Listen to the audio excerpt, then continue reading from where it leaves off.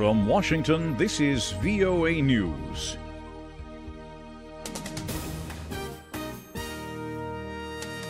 I'm Jonathan Smith reporting.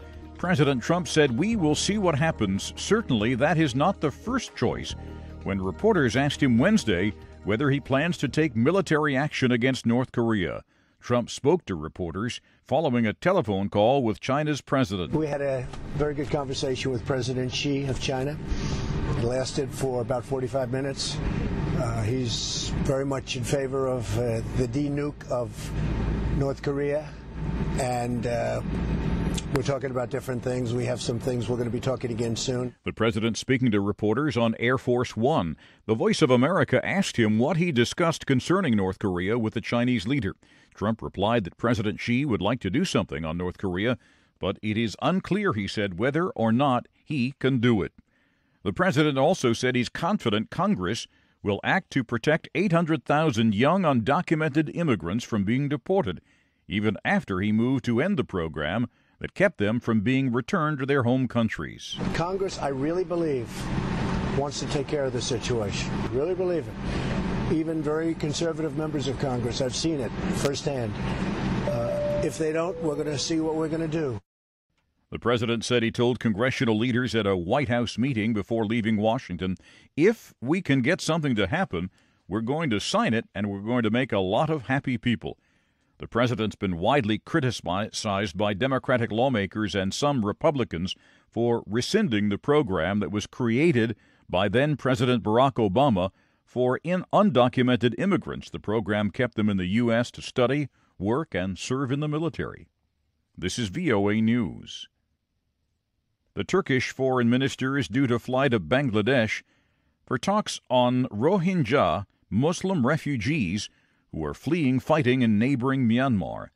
Correspondent Dorian Jones reports from Istanbul that Turkey says it will send 1,000 tons of aid for the refugees. Turkish Foreign Minister Çavuşoğlu will fly to Bangladesh Wednesday and is due to hold talks in the capital, Dhaka. Ankara is pressing Bangladesh to give sanctuary to all Rohingya Muslims fleeing Myanmar.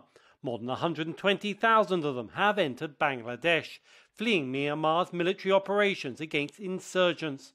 Çavuşoğlu is also due to visit Rohingya refugee camps and said Turkey would give financial assistance to Bangladesh if it continues to give refuge to those fleeing Myanmar. Turkish President Recep Tayyip Erdogan has condemned Myanmar for its ongoing military operations. Orada bir soykırım var. Buna karşı sessiz duruyorlar. Kardeşlerim, there is genocide there.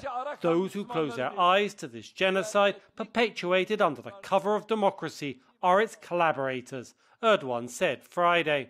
Dorian Jones for VOA News, Istanbul. The Caribbean island of Barbuda is completely isolated after taking a direct hit from Hurricane Irma, the strongest Atlantic storm in recorded history. There's no power on the island and no way to communicate with the outside world.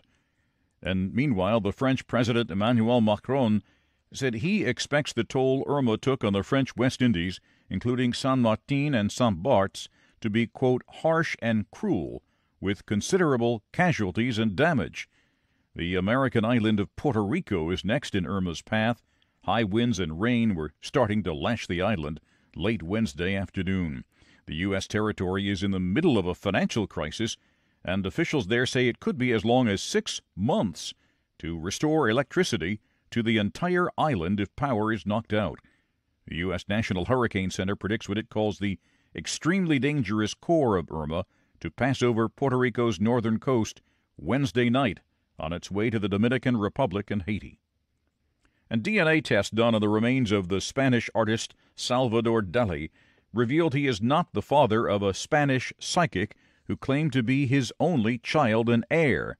The Gala Salvador Dali Foundation said in a statement released Wednesday the results showed the exclusion of Salvador Dali as the biological father of the woman. You can read more about these and other developing and late-breaking stories from around the world around the clock at voanews.com and on the VOA News mobile app.